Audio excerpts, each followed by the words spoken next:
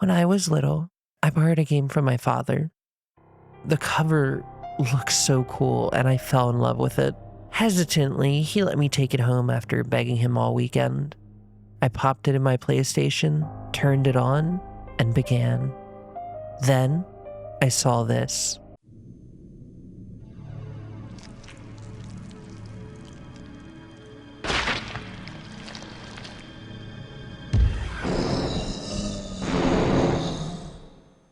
I couldn't have been more than 8, so this scared me to my core. I shut the PlayStation off, and while my mom was putting me to bed, I asked her to take the disc out of the PlayStation. Her response was, "We're taking this game back to your father." And without hesitation, I agreed. I was terrified. What was this game that left such a lasting impact on me? That game was Resident Evil. That terror has stuck with me to this day, almost having me skip this entire game specifically, because I couldn't bear the thought of traversing the halls of the Spencer Mansion again. I did my time. Then I remembered one of the loading screen's quotes, "Overcome your fears and survive." That's when I decided that's exactly what I'm gonna do. And let me tell you, my time away definitely left me unprepared to return. Now you may say, "Goth, I don't remember that quote in the original game." And I would say, well, you're right, it's in the remake. That's right, Resident Evil 1 had a remake, and in my opinion, it's the definitive way to play. I'm not going to dive too deep into the creation of the original Resident Evil, but instead share with you the story of the remake. The remake, as people like to call it, was released in 2002, developed for the GameCube as part of the infamous Capcom 5 deal. Shinji Mikami felt the original Resident Evil was starting to show its age visually and wanted to bring it into a new generation to scare players like it was 1996 all over again. Originally, it was supposed to just be better graphics, but feature creep began, and for once, had a positive outcome. Additional story content, new gameplay mechanics, remixed scares, new enemy types, a rearranged score, all of it came together to not only scare returning players, but absolutely terrify new ones. Resident Evil 2002 is why I think Resident Evil 1 doesn't need a modern remake. Resident Evil was scary when it released, and the remake was no different. The team knew that horror had evolved, and rather than trying to shape horror to fit their game, they shaped their game to fit current horror, and with a larger budget, everything was overhauled. This began the trend of Capcom striking the perfect balance between new and old. They really only had two goals: remake Resident Evil 1 and scare the ever-living shit out of the players. And they succeeded in both. Normally, horror doesn't scare me, but Resident Evil's remake does. So much so that when watching other people play it, I feel my heart stop every time they're being chased through a room when they're trying to just run through it. So grab a lighter, face your fears, and join me as we enter the survival horror. July 1998. Residents of Raccoon City are falling victim to strange murders, resulting in victims being eaten. Bravo team from the Special Tactics and Rescue Service, or STARS, goes to investigate, and contact is lost. Alpha team, led by Albert Wesker and made up of Chris Redfield, Jill Valentine, Barry Burton, Joseph Frost, and Brad Vickers, go to investigate and hopefully bring them home. Upon arriving, however, they find Bravo team's helicopter crashed in Raccoon Forest. Everyone missing except for the pilot, who's found dead. Joseph Frost is the first to be attacked, being eaten alive by ravenous, diseased dogs. It leaps to attack Jill, Chris shooting it before it can, as they race through the woods. Brad is seen flying overhead as Alpha Team runs towards a mansion in the distance. This intro is the perfect introduction not only to new players, but returning ones. It shows them what to expect. Whether intentional or unintentional, Resident Evil 1 was campy. The FMVs, the dialogue, it all came together to be a playable B-horror movie. However, the remake, it did away with that. Sure, it has its moments. What's going on around here? I can't figure it out. But the tone was darker, scarier, and at times melancholic. Take, for instance, this part.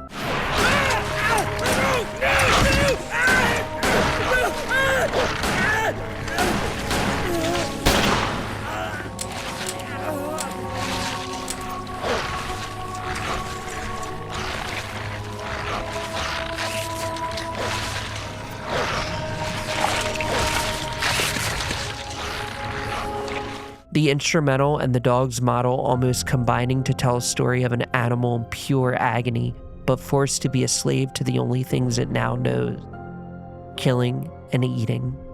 When you begin a game in Resident Evil, you can choose between two characters.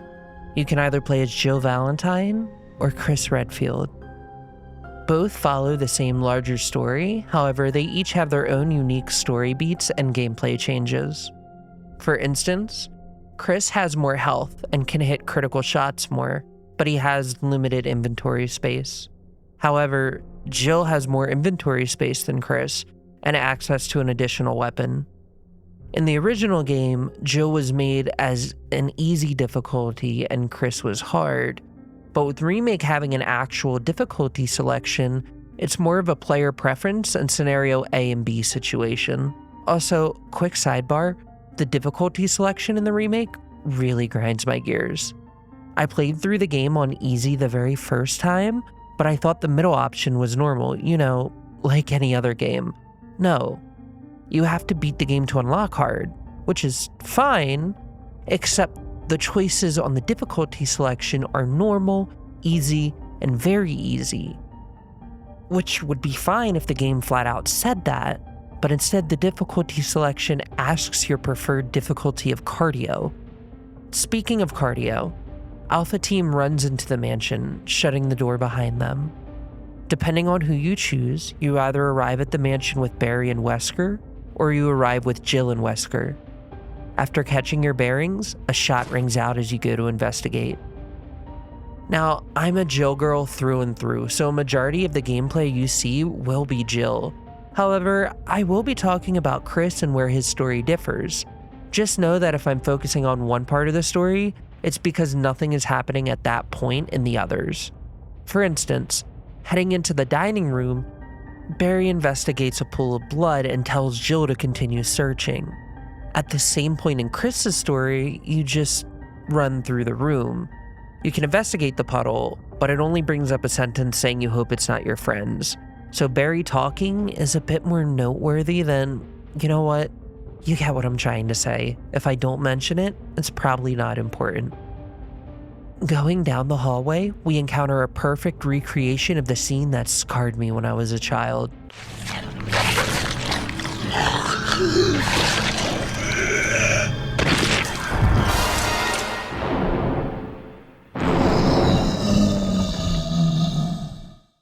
It's here that I realized the magic of this remake.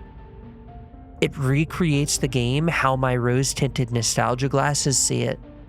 This is what I saw Resident Evil as back then, and what I imagine people who haven't revisited OG Resident Evil remember it as. He chases us back into the dining room, Barry shooting it until it dies.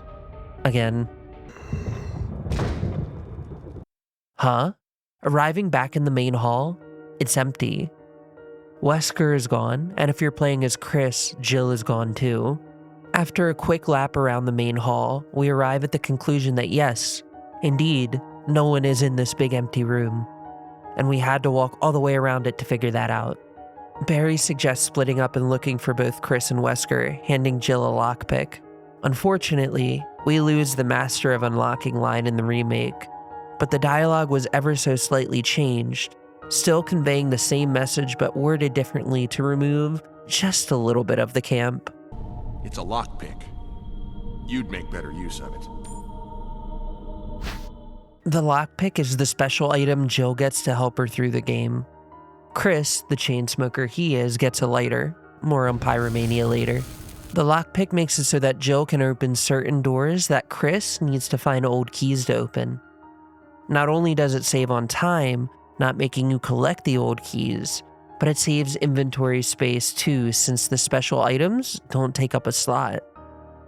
We push the dresser to get a map of the first floor and make our way back to Kenneth's body, taking a VHS from his corpse. Climbing the stairs, we enter a claustrophobic corridor, mirrors showing us what waits around every corner. If we walk straight ahead, we find a set of stairs with a key sitting at the top. Upon taking the key, however, a trap is sprung, preventing us from leaving and killing us if we just let it go. So for now, we'll put that key back. Grabbing an arrow from the mirror hallway, we enter the second floor of the dining room where we find a dagger on a ledge. This is our first defensive item. Exclusive to the remake, defensive items also don't take up an inventory slot and are only used if an enemy grabs you. This not only prevents damage, but can also prevent insta-kills, because of course some enemies have that. Jill and Chris both get daggers, but they each have one additional exclusive defensive item. Jill gets a battery pack that are just tasers, and Chris gets grenades. Grenades are by far the best defensive item, because after a few seconds, they explode, decapitating an enemy. Or you can shoot it early and make it explode, which feels amazing. In the main hall, we go through the camouflage door in a giant painting that leads to a cemetery.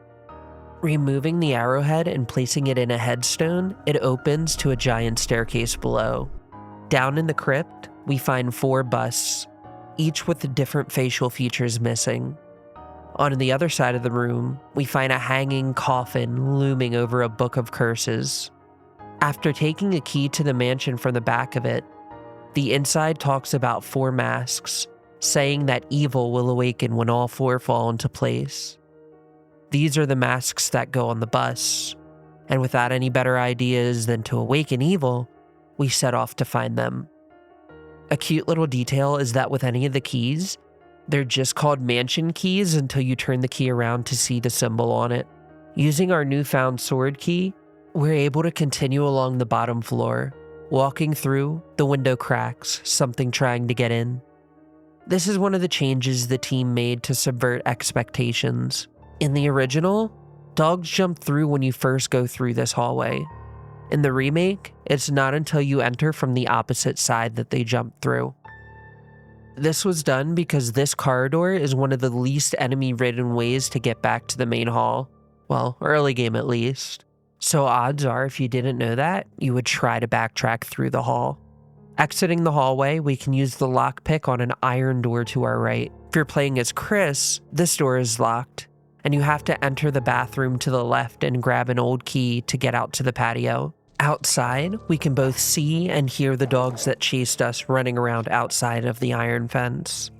Along with some healing items, we find a bag of herbicide, which we can and will take. It's early, we have the inventory space, I'm sure it'll come in handy later. Continuing on, we come across a small room with a shotgun hanging on the wall. Now if you're Jill, you can take the shotgun right away. When you do, the doors lock when you're trying to go back, and the ceiling will start doing its best stainless steel juicer impression as you frantically try to escape. At the last moment, Barry will come to save the day, shooting open the door and pulling you out. You may notice here that since you're being drug out of the room on the floor, the loading door is at a different angle. That is the level of attention to detail in this game.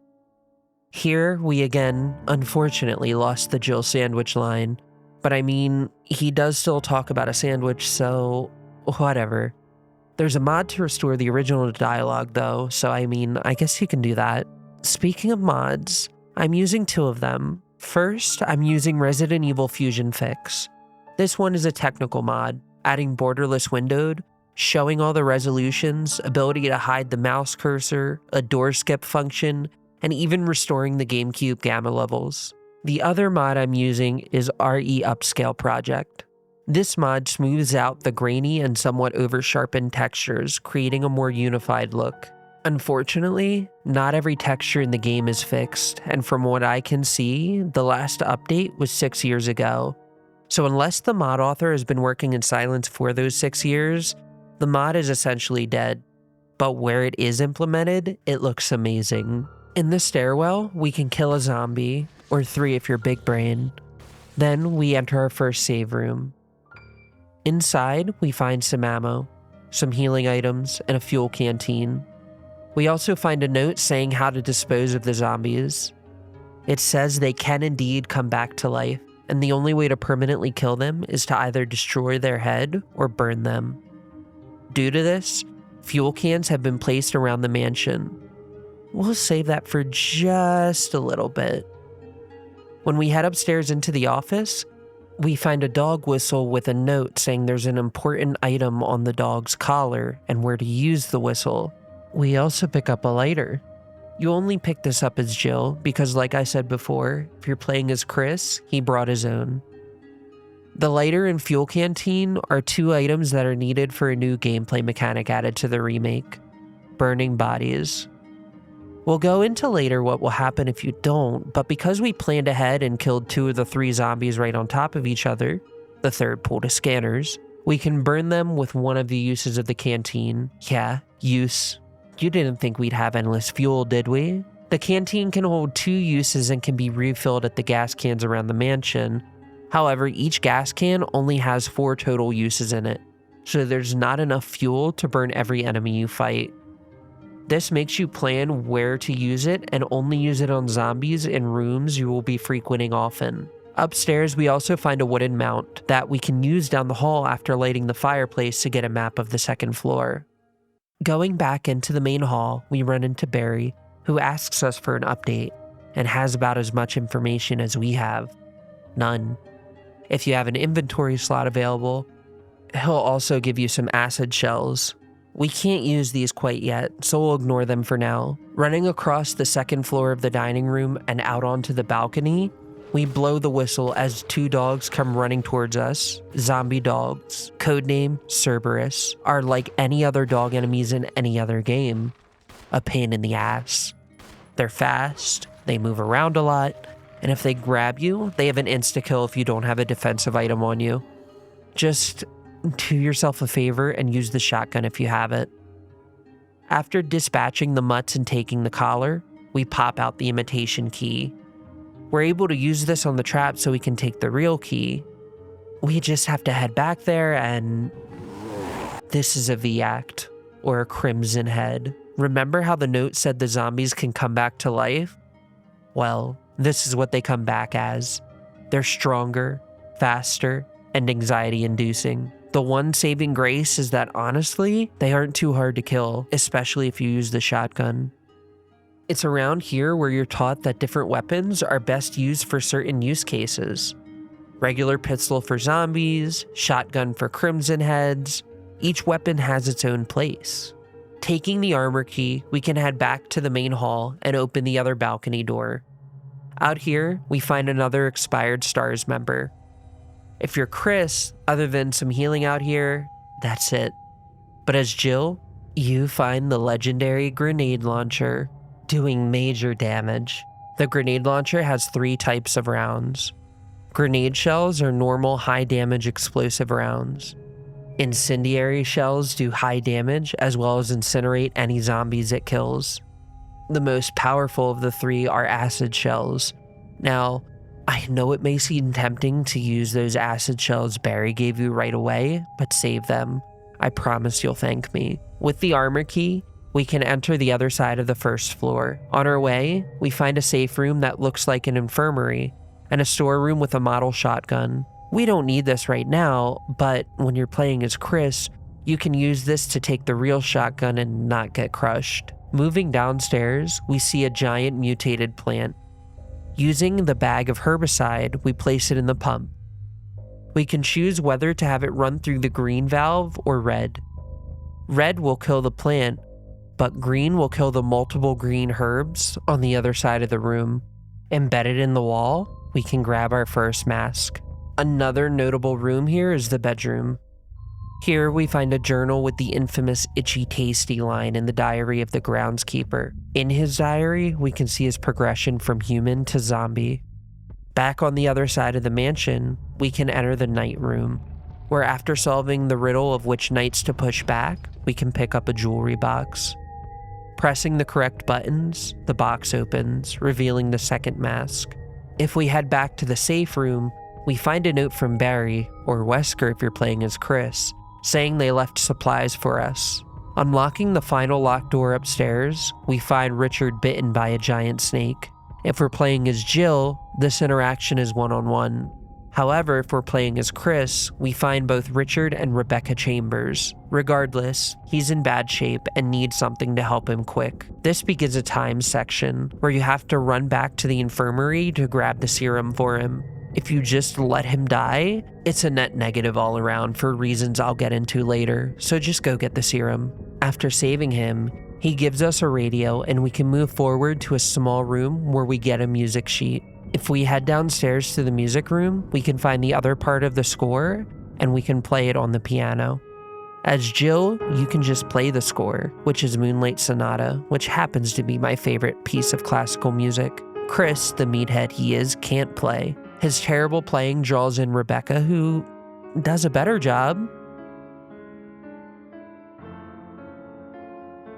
I said better, not perfect.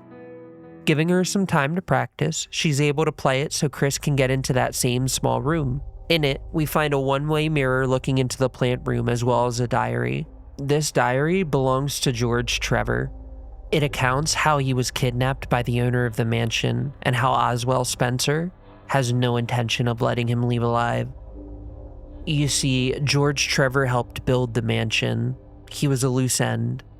His first entry signs off hoping his wife Jessica and his daughter Lisa are okay. His next entry, he laments losing the lighter Jessica gave him for his birthday. It's okay, Trevor. It's in good hands. He also begins to remember hearing the men who kidnapped him saying something along the lines of, "Most likely your family is already." His final entry talks about how he has to get out of the mansion, talking about tiger eyes and a gold emblem. In this hideaway room, we also see a statue with a gold crest at its base. Taking it out, it shuts the door behind us. However, if we replace it with the wood crest over the fireplace in the dining room, we're able to get out. Placing the gold crest where the wooden one was, it opens the gears to the clock. Moving the hands to match what's happening in the painting beside it, we get the shield key. This key only opens one door in the mansion, the room Richard got bitten in. Inside, we see that thinking the snake was big was an understatement. Towering over both Chris and Jill, we meet Yawn. If you saved Richard as Jill, he'll bust in, helping you fight Yawn. Or you could be big brain and run past Yawn, grabbing the third mask in the corner. The door doesn't lock behind, so you have no reason to fully fight him. However, if you do fight him, a cutscene will play where Richard will save you, being eaten alive. This makes him drop the assault shotgun, an upgraded version of the regular shotgun. It fires faster and holds more ammo. If you were poisoned by Yawn, you can run back and get serum at this point. Finally, moving through the gallery downstairs, we match the light colors to the painting at the end of the hall to force the wall to move, revealing the final mask. The time has come for our first true boss fight. Sure, we had Yawn, but you didn't have to actually fight him. Placing each mask one by one, the chains holding the hanging coffin break. The final chain causes the coffin to fall to the ground, and inside it, a crimson head. But not just any crimson head. The very first prototype. The door closes, and we begin fighting for our lives. Whether intentional or not, this fight is one of the most well-designed in the game for one reason: inventory management. To get into the room, you must have all 4 masks, causing you to have minimal inventory slots to bring in items. Boss fights in this game are different from modern Resident Evil games. Sure, you may have some supplies leading up to and in the fight, but the boss room doesn't have barrels with supplies littered about. In this boss fight, for instance, a single case of shotgun shells. Do you bring in ammo? Healing? Multiple weapons? After putting him down, we find a stone and metal emblem in the coffin, allowing us to get to the second act of the game. If we go straight ahead, we reach a backyard with 3 dogs and a pool requiring a crank. Well, we don't have that, so we'll just have to take a right instead. Moving down the path, we get a call on the radio. As Jill, it's from Barry. As Chris, it's from Wesker. They try to warn us, even as the signal cuts in and out, telling us of a monster with chains that can't be harmed by guns. The worst part? It's outside, with us. However, we don't have a choice. Continuing down the path, we reach a graveyard. Here, if you completed an optional puzzle earlier, you can use the wind crest to open up a headstone revealing 3 more crests. Taking them and inspecting them, we can place them into the other headstone revealing the Magnum. The Magnum in Resident Evil always packs a punch and is usually the most powerful handgun in the game, and this one is no exception. However, ammo is scarce, with you only being able to find a maximum of 18 to 24 rounds on normal and a whopping 12 rounds in the entire game on hard, so choosing when to use it is very important. Arriving at a residence, we can collect the crank from the back of the shack before hearing the door slam. On a table, we find a family picture and some notes. We find out it's Lisa's journal, and unfortunately, despite her father's prayers, she was not safe. It's very clear she was experimented on, saying she can't find her true mom. This is difficult to read. Lisa's side story, while cut from the original game, has been around since the beginning, being fleshed out and put into the remake. Her entire story is hard to swallow. I don't know what it is about this story, whether she very clearly maintains some consciousness, but not enough to realize what's happening to her, or the fact that her saying mommy and daddy really nails home the fact this is a child. I can always feel my heart drop. On our way out of the room, we're hit in the head. Coming to, we see the monster we were warned about.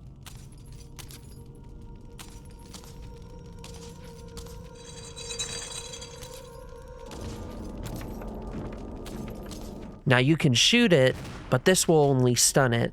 Or you can save some ammo and dodge around it. A lot of encounters in this game, minus boss fights, can be avoided. And sometimes it's better to do so. Back at the pool, we can drain it, running around a walkway and taking an elevator to a patio with a waterfall. There's another elevator here, however, the battery is missing. Instead, we can go through the gate on the other side, going down a path that brings us to the guardhouse. Inside, we find blue herbs. As always, those can be combined with green herbs as well as red herbs to cure poison. Great. We can save and move into a room with a pool table. Here, we meet a giant spider who clearly just wants to be our friend. I never have fought this spider, and I never will.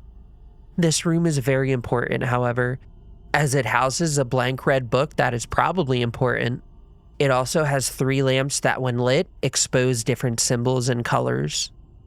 In the hallway, we try to move through a door before a tentacle grabs us from the floor. We escape through and move into the hallway. Here we find a map of the residence, as well as a hole on the wall where we see a giant hive of bees. This hallway is also where we overhear Barry talking in room 2. He's clearly talking to someone, saying that destroying stars isn't necessary nor part of the deal. He also asks about his family before we open the door. He tries to play this off as talking to himself, saying the mansion is getting to him. He leaves to get some fresh air as we find a file on the desk. This file talks about Plant 42 and how it's turning into a bona fide Aldrey 2 after being treated with the T-virus.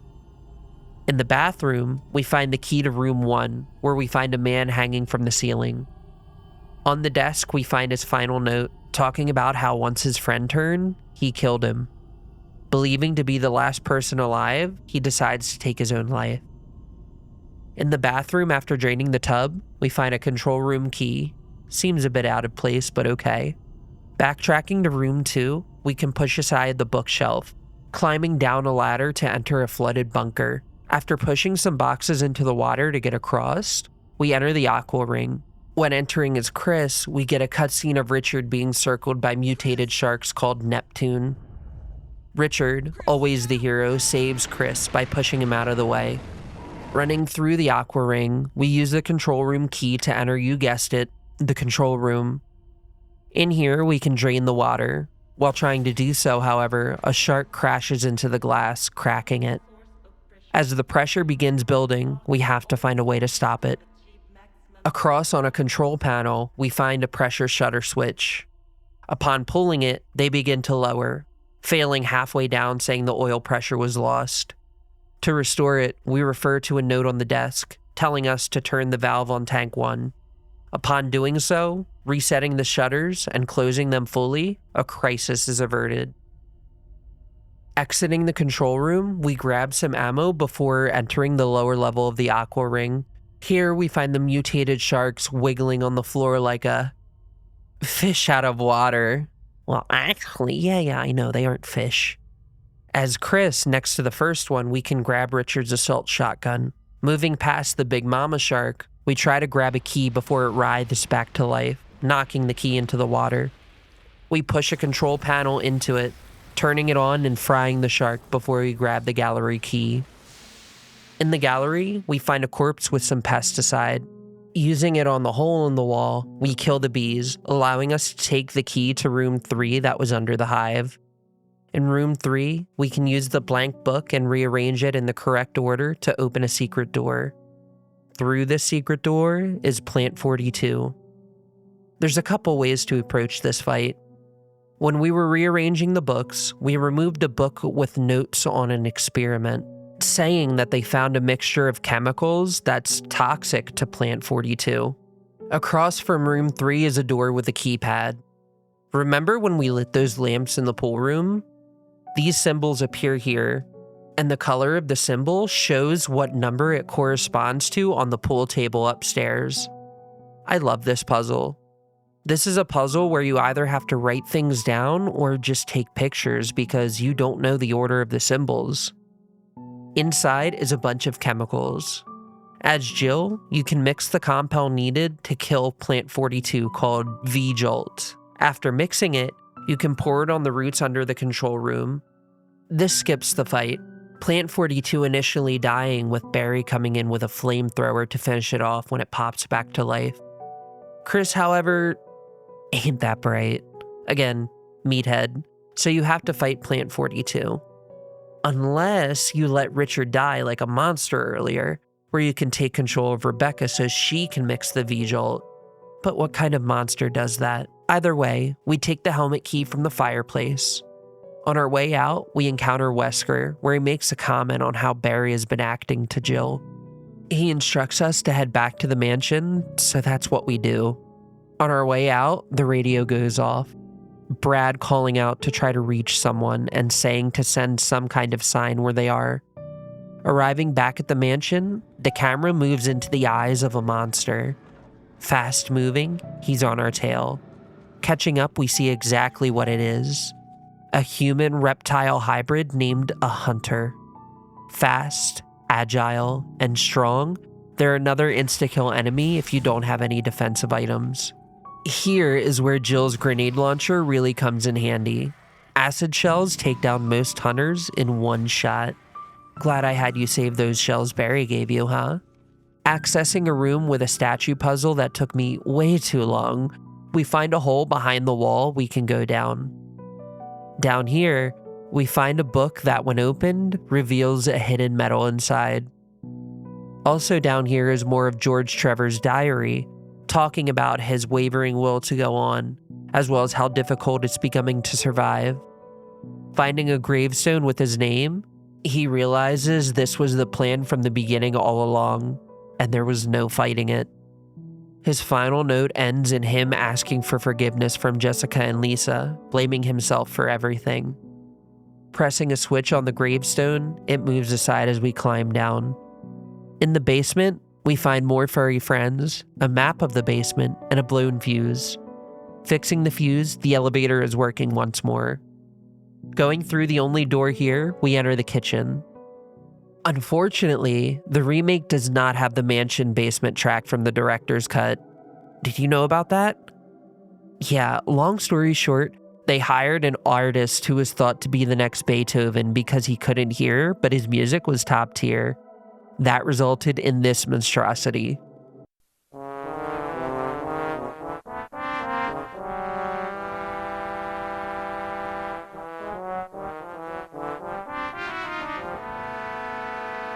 There are multiple layers to this story because it came out that not only was he not deaf, but he didn't even write his own music. He had a ghostwriter. Also, the music is so bad because it's theorized the wrong MIDI instrument was chosen for it.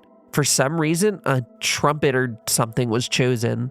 If we move it to a different instrument, this is the result.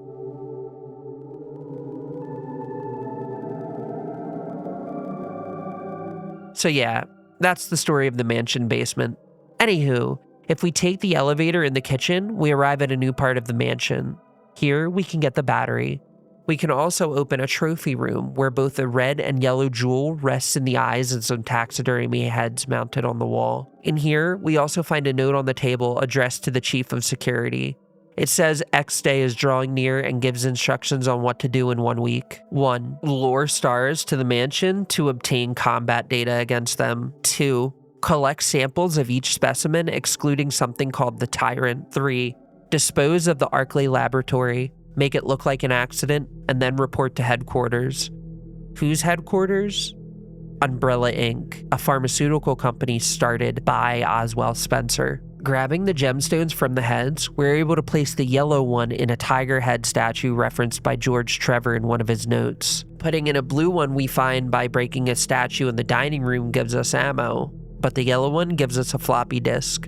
Heading back outside, we use the battery on the broken elevator, allowing us to enter a cave system. Down here, we find Enrico. If playing as Jill, he will calmly tell her that someone is a traitor as someone shoots him from the shadows. If we find him as Chris, however, he accuses us of being the traitor before he's shot. Either way, he has a crank we need to access the rest of the cave system. After being jump scared by a hunter and nearly becoming another Jill sandwich, we enter a room with a giant spider named Big Tiger. Again, I would never hurt this baby intentionally, so I personally just used the knife to cut the webs on the opposite door and used the blue herbs sitting past it to heal any poison it caused. Solving a statue puzzle that took me far less time than the previous one, we get a cylinder that can be used to fix the lift. You know me, I love an interactive inventory, and the fact that you can interact with it to match up the numbers to see what order to press the buttons? Perfect. As Jill, Barry walks in taking the lift down with us. Through one door, we find a garbage compactor. On our way back out to go through the other door, we see Barry leaving with the lift. Is he the traitor? Through the other door, we find the monster in chains walking around. We can enter the unlocked door to find a big crate that we can push onto a transport lift. This moves it to the garbage compactor room where we can push it to reveal a broken flamethrower. If we head back into the room with the wandering monster, we can pull a lever to reveal somewhere to put the flamethrower, unlocking the final door. Through it, we find a room lined with dolls and candles, clearly belonging to the monster. We find its bedroom with a jewelry box, which when opened, has a stone ring and a family picture, the same one from the cabin. We also find a note that gives us the unfortunate outcome of Jessica. Being injected with the A strain of the progenitor virus, it doesn't quite take, causing them to dispose of her.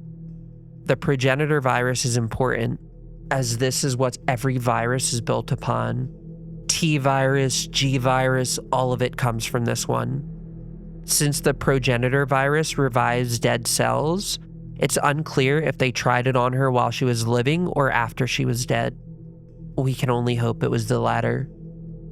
Lisa, however, was injected with the B strain, where, even though it was delayed, it did fuse with her. Following that, we see more of her writings, talking about being dizzy after the shot, scared that her mom left her behind. We then read that she found her mom and ate together, but it wasn't her real mom. Same face, but different inside. There's some debate over what this means, whether Jessica was alive for a bit before dying from the virus, or if they paid look-alike actors. However, it ended in Lisa taking the face, wanting to return it back to her real mom, talking about wanting to find her and the scent of her mom coming from inside a stone box that she can't get to due to 4 stones. This note confirms that the monster with chains is Lisa. Back at the mansion, we can use the helmet key upstairs to gain access to the library, where a familiar foe rears his ugly head. Yawn is back, and this time, there's no escaping. Here's where the self-defense gun we found earlier comes in handy, doing a big amount of damage to him. What you do next is up to you, but I suggest either the acid shells or the magnum. Finally putting him down, he bangs into a shelf. A book falling that once inspected gives us another medal, this one of a wolf.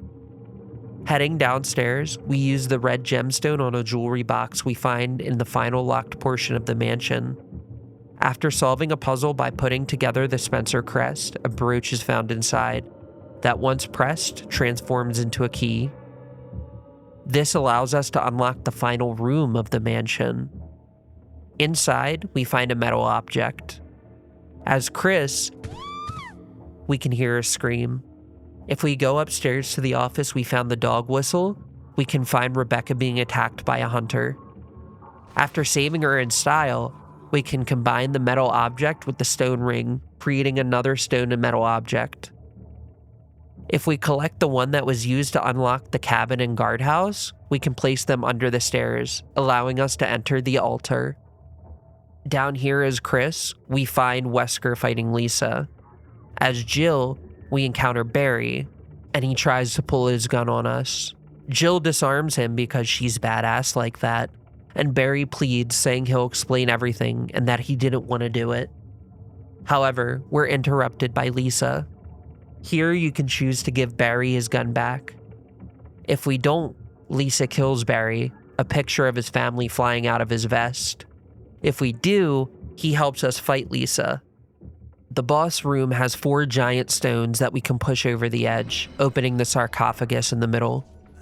Once open, Lisa recognizes it's her mom. Perhaps from all the memories of what happens, she takes her mom's skull and jumps into the abyss, bringing an end to Lisa's misery. Or at least, I hope. Moving forward, we take an elevator to the surface where we arrive at a fountain. Putting the wolf and eagle medallions we found into it, the fountain drains, revealing the entrance to the final act of the game, the labs. Underground, we find another disc.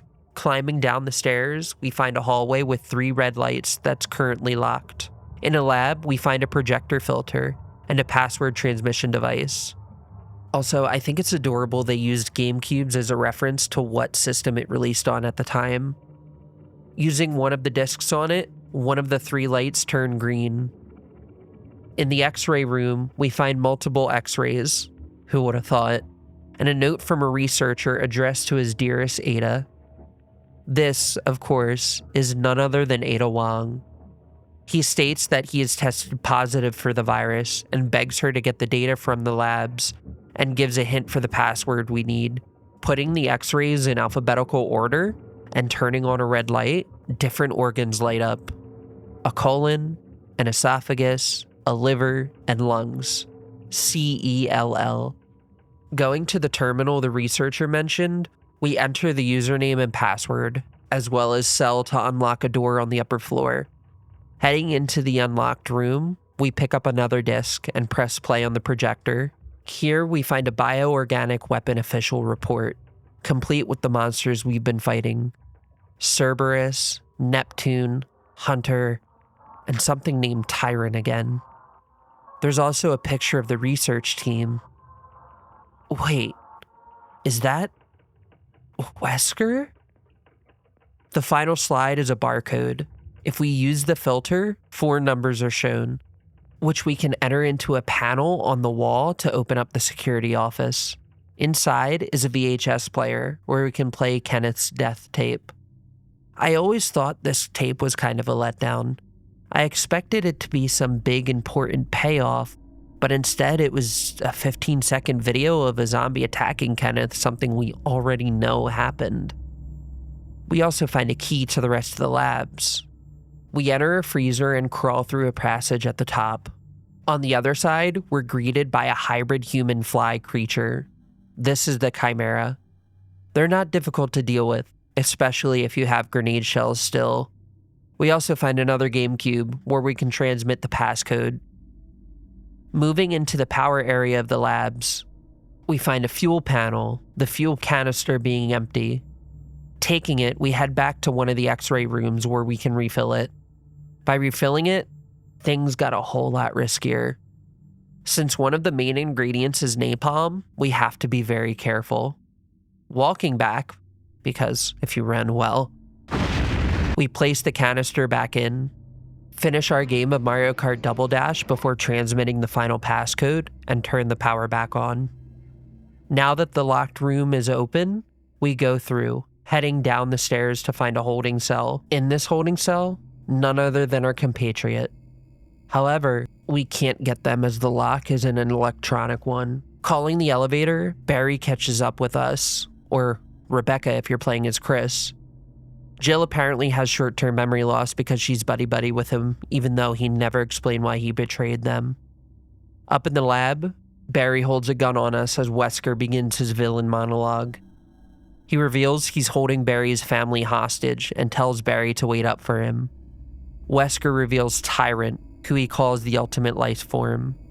As Wesker is about to shoot us, Barry shoots him. However, Wesker is still able to drain Tyrant's tank, unleashing him. If you didn't save Barry or if you're playing as Chris, Tyrant impales Wesker, killing him. If you saved Barry, Tyrant turns on Wesker still, but backhands him instead. This begins our fight with Tyrant. If you were smart and had been stockpiling Magnum rounds, the ultimate life form goes down relatively easy. After talking to Barry, you realize Wesker is gone. However, if you inspect his body while he's there, you can find a note talking about the G virus written by none other than William Birkin. After searching around for far too long to find a nondescript switch to release the lock, the self-destruct sequence begins. If you're playing as Chris, Rebecca does it. However, as Jill, it's unclear who did it. Could it have been Wesker since he's now missing? Or maybe could it have been Ada? Making sure we go back for our compatriot, we run up to the helipad. On the helipad, we use some signal rockets to get Brad's attention before...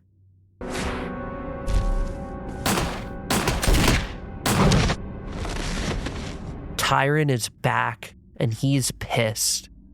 A final battle ensues, Tyrant focusing on whoever's doing the most damage to him.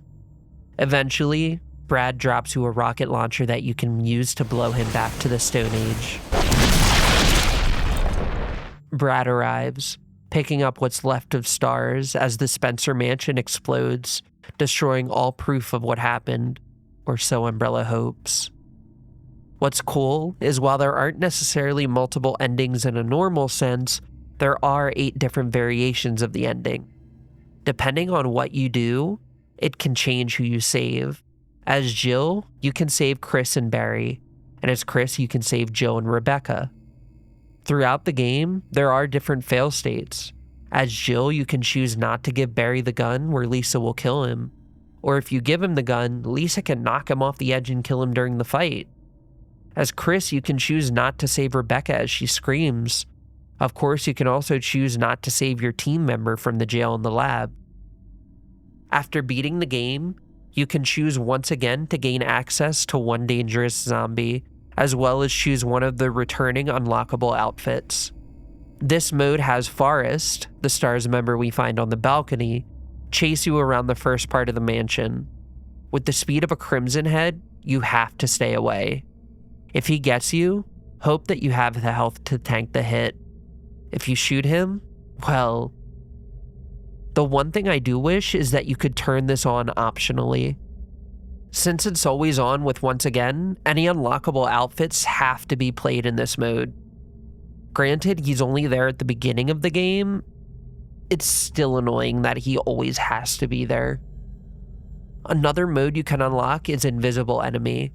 This is unlocked by beating the hardest difficulty Real Survival once, or beating the game on normal or hard with Chris and Jill. The brainchild of Shinji Mikami's mind because, I don't know, he wanted to torture players as much as possible. It's exactly what it sounds like. Every enemy in the game is invisible. I suggest not touching this mode unless you have a full comprehension of the game, its systems, and enemy locations. Beating it, you get a congratulations and a letter of thank you from Shinji Mikami himself. The attention to detail in the remake is amazing. From big things like side characters being able to die during boss battles, to little things like getting the option to discard a key when it's no longer needed automatically. Resident Evil Remake does for modern survival horror what the original did for survival horror back in 1996. It modernizes and perfects it. Other than the confusing difficulty selection, still mad that I beat the game completely before I realized I chose easy, our remake is perfect. While a Resident Evil 2 style remake would be cool, it would lose something in the process. It wouldn't feel like the original Resident Evil. Resident Evil 1 isn't just the story, it's how everything works together.